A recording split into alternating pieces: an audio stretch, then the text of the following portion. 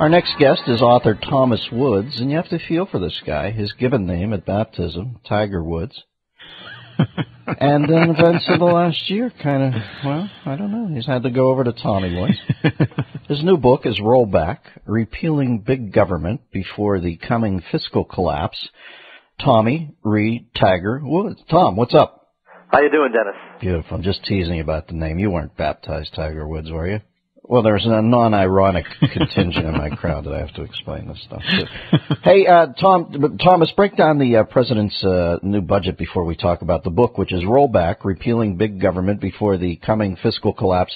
They've mastered the art of making the figures so big a layman like me cannot follow it. What do you make of the new budget rollout? Well, it's completely unserious. I mean, when the president talks about cutting or saving money, he means like saving 10 cents off a trip to the moon. I mean, there's nothing of substance at all.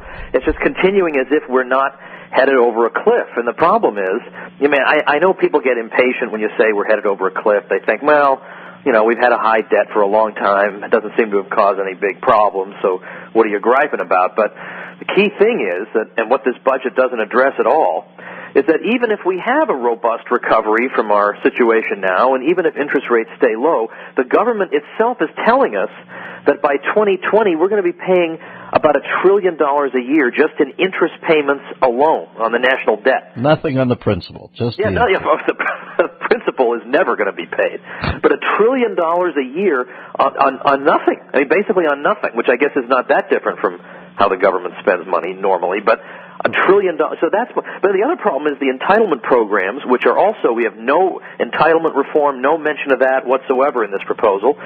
Medicare and Social Security are underfunded by about $114 trillion. The one consolation of that is that it makes the national debt seem not so bad. When I hear Harry Reid just come out, is it a bold-faced lie, a misunderstanding of the facts? When he says that Social Security is fully funded for 40 years, what possibly could he be looking at to say that? Or is he just a bold-faced liar? Yeah, it pretty much is, because it's already in the red as of now. It's in the red sooner than expected because of the recession. It's already paying out more than it's taking in. Yeah, he's referring to the fact that there's an alleged trust fund, but that is the most embarrassing accounting gimmick. If any private sector insurer tried to pass off this alleged trust fund, he would be in jail forever, and we'd be throwing eggs at him. The trust fund, it's true, the trust fund is full of assets, but what are the assets? U.S. government bonds. So when the Social Security people go to cash them in, how do those get paid off? We get taxed again. Basically, the government taxed us for Social Security, blew the money on other things, and now the IOUs that it's sitting on entitle it to tax us a second time, and that's supposed to comfort us. It's an unbelievable scam. In fact, one of the actuaries of Social Security was on the Peter Schiff show not long ago, and Schiff said to him, "You know what a Ponzi scheme is?" And the guy said, "Yeah." And he said, "What's the difference between a Ponzi scheme and Social Security?" And I'm not joking, Dennis. The guy sat there, and Schiff said, "Look, I'll give you the whole break to think it over." And he couldn't answer. So dare I say our current accounting techniques are Madoffian, so to speak. Yes, indeed. I mean, Madoff should be made Secretary of the Treasury. The new Alexander Hamilton. We're talking to Thomas Woods. He's got a book, Rollback, Repealing Big Government Before the Coming Fiscal Collapse. God, even after the year NPR has had, I see nothing about rolling them back at all. We're not even serious about this stuff. But I want to ask you this. Take me inside a true believer's head like Barack Obama. Do you think, first off, he understands we're going over a cliff? Secondly, do you think he thinks that's a price worth paying to take care of the disenfranchised? Or is there something, and believe me, I'm not a conspiracy theorist, is there something more malevolent about his wanting that to happen? Well, yeah, I can't believe that he doesn't know it's coming. In fact, Pete Peterson has talked to the finance ministers of all these West European countries, and they admit behind closed doors, of course we're in big trouble. We can't pay for all the aging of the population, all the strain it's going to put on the system, but we're all going to be safely retired by the time that happens. And I think Obama's very much a kick the can down the road, let the next sucker pick up the pieces type of guy. And then secondly, the idea that maybe he's persisting in his current path and spending because he thinks that's the best thing to do for the poor. How is it the best thing to do for the poor when if this is not addressed, there isn't going to be anything for anybody. I mean, these programs are going to go down. And the government will keep sending the checks, all right, but they will have to destroy the dollar to make good on these payments. So you'll get your check, it just won't buy anything. How is that going to help? Throwing people suddenly and without warning into a situation in which they are completely helpless, that's where we're headed. So now the question is, maybe there is, we hear this a lot. I get this all the time on talk radio. People say, they can't be this dumb, right? I mean, it can't, if they were just dumb, they would occasionally just fall, ass backwards into the right thing. They would occasionally do the right thing. They always do the wrong. So it can't just be stupidity. No. Maybe they really want to hurt the country. I don't know. I can't get into the guy's head. I don't think he wants to hurt it. I think he wants to change it fundamentally. I think he wants this to be a place much like Finland or Luxembourg or Liechtenstein. What he doesn't realize, though, is in a boutique market like that, you might be able to sell some of these social justice things. But when you're the alpha dog, when you are literally the engine of commerce or about to become the second biggest engine of commerce on the planet Earth, and you snuff the fires out in that train, it sets off a horrific chain of events for the entire planet at that point. Yeah, it's absolutely true. And one of the zillions of arguments that I'm swatting down in rollback is precisely the Sweden example. Well, doesn't that just show that you can spend yourself into oblivion and everything turns out well? Well, the Swedes are actually running as fast as they can from that model right now. I mean, people are moving away in droves. The tax rates are starting to come down. The spending is starting to come down.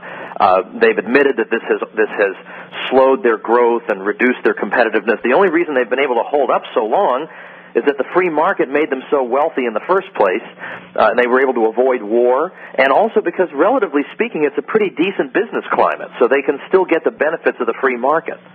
Listen, it's cloudy, it's murky, some of the rafters are caving in the mine. I see one guy out there with a flashlight on our side that I can trust because he's equipped to deal with anything. He's smarter than Obama, smarter than all of them.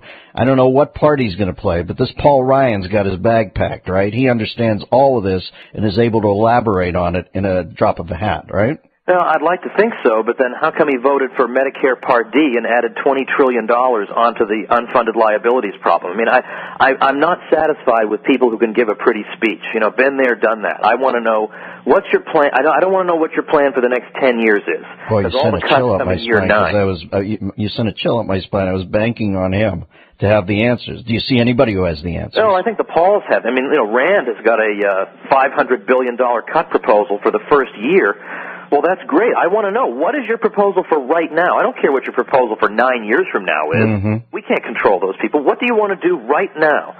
And he at least has, and even then, $500 billion is only 1/3 of the problem. Right. Well, you were down at CPAC, and his old man won the straw ballot there. What do you make? I can hear you're fond of Rand. What do you make of Ronnie? I like him too, and I love the complaint that we can't take the straw poll seriously because he inspired all those people to come vote for him. Well, isn't that kind of the point of a poll? I mean, how come nobody bothered? I mean, Gingrich gets 5%. People can't be bothered to get off their rear ends to take 15 minutes to vote for the guy. That is what bodes ill for the Republicans. If none of them can inspire people, Mitt Romney got 23% because he bussed everybody in and put them up in a fancy hotel. I mean, sure, I still wouldn't vote for Mitt, but I'd enjoy the fancy hotel. Mm-hmm. Okay, but let me say this. I'd vote for any of these guys over Barack Obama at this point, right? I mean, whoever gets through, if anybody does this thing, split the vote so we can all make our ideological point over here and puts this guy again, that's suicide in my book. So whoever Romney, he floated Romney Care up in Massachusetts and got that instituted, and so he's going to have a tough time repealing Obamacare.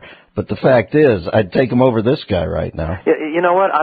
Strategically, I'm not so sure because Romney gets elected, then a lot of the Tea Party people, a lot of the Republican congressmen, they get off their guard. They say, "Well, one of our guys is in," and then all kinds of horrendous things pass through. Whereas Obama has arguably been one of the great rallying points for everybody. At least there's some chance that there might be some gridlock. That there's some chance of that. Whereas under Romney, I don't see it happening. Either we get somebody who's serious and isn't just some plastic man who looks like something out of Central Casting, mm-hmm. or it's not worth doing. We might as well just keep fighting, keep the parties divided, and try and carve out some liberty for ourselves. Well, folks, my favorite guests are John Lott, who I had an epiphany with after reading his book, More Guns, Less Crime, and I'm fascinated by Malcolm Gladwell. I like counterintuitive guys, And I think we've stumbled onto another one here, Thomas Woods, because I've come wading in here with a few things I believe, and I just love, see, I don't get freaked out when people tell me. That makes me want to go read more about the Paul boys.